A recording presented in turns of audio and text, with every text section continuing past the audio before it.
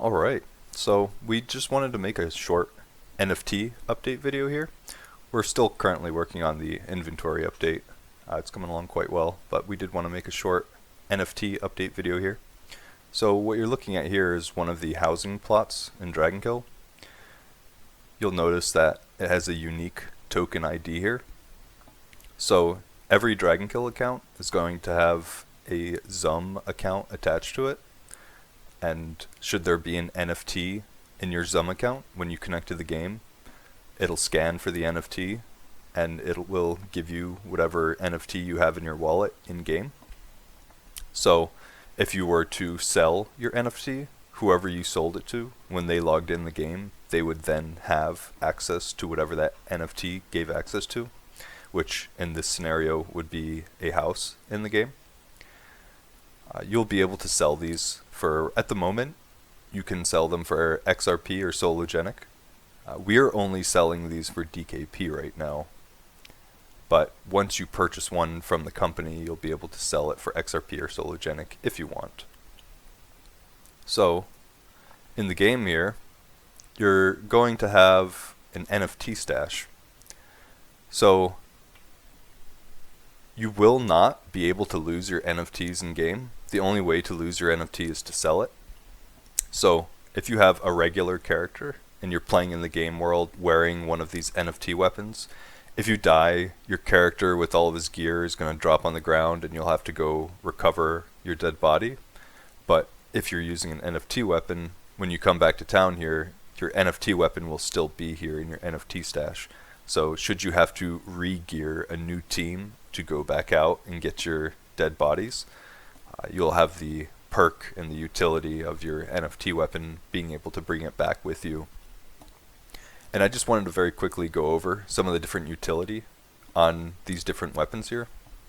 So in the game, they're going to be quite rare, but there are a few enemies that are immune to physical, and most of these NFT weapons give bonus damage per character level, so they scale with your character gaining levels. There are no other items in the game that do this at the moment. We decided to do this so that these NFT weapons will always have purpose. You won't outgrow them, but there is also items better than them way later into the game that you'll find. All of these different NFT weapons are going to have, not all of them, but the majority of them have bonus elemental damage. So should you encounter some of these immune to physical enemies, these weapons will still be able to hurt them. So there's the Spear of Dragon Slaying and the Great Spear of Dragon Slaying, the one-handed and two-handed version. These primarily, the primary utility of these is main bonus damage towards dragons. When you encounter dragons, having one of these spears will be quite useful. But should you not run into dragons, that could be an issue. So the bow's main utility is it doesn't require arrows to fire.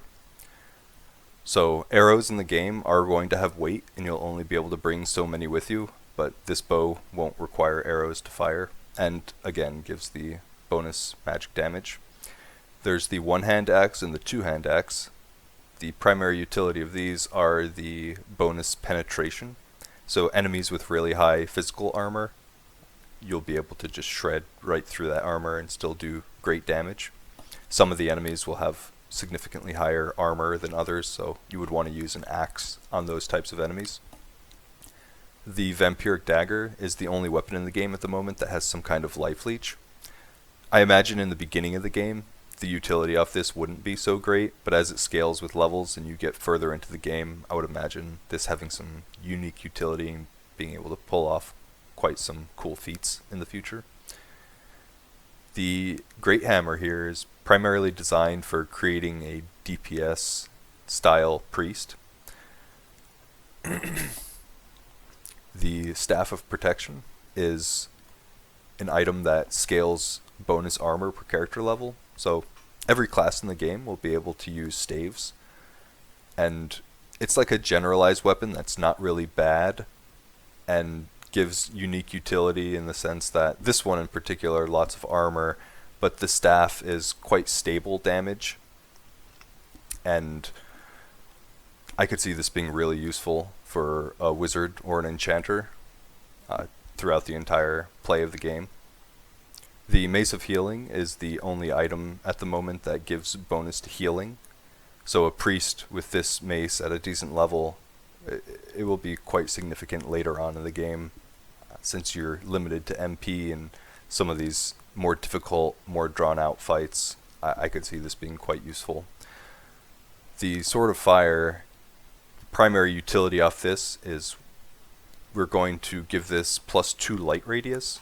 So we want to create Fog of War in the game, and this will at the moment be the only item that will increase your light radius to be able to see further as you explore new areas. The Frozen Greatsword gives negative agility per hit, so with every hit this one slightly slows your opponent, reduces their dodge chance as well.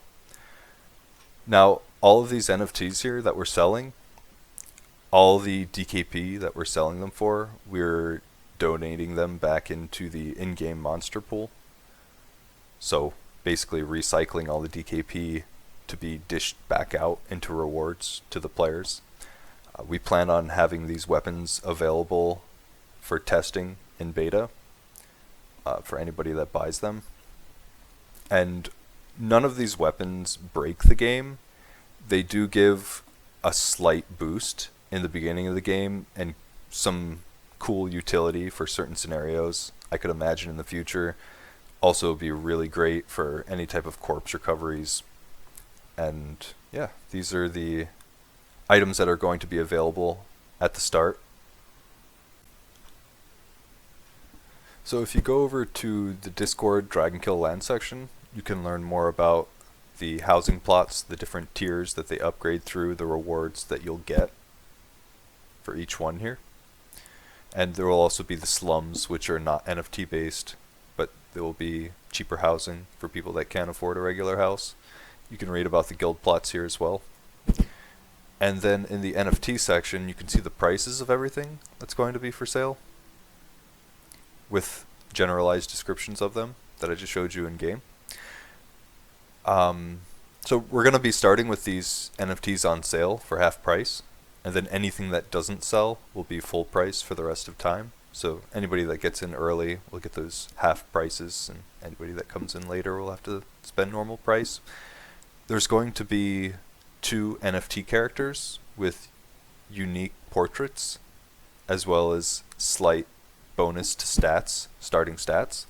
And the main form of utility off these characters is similar to the NFT weapons. So if one of these NFT characters die, you won't have to corpse recovery their body like you would any regular character. Should one of these NFT characters die, you'll automatically have that character back in town with you. So that is quite a huge form of utility, because if you bring your best team out and die and you don't have any other good characters, it could be quite difficult to recover your dead bodies. So having at least one NFT character, you would be able to bring that character back to recover all of your other dead bodies. Also, if your NFT character, say, is upgraded to a hardcore character and dies, when a hardcore character dies, they're supposed to be deleted from the game world. You won't be able to lose these NFT characters. So, say you are a hardcore NFT character and you do die, you will be reverted back to a standard character, and you will still have your bonus 5 starting stats, but you'll have to re-progress your levels back up to hardcore and then eventually hero. So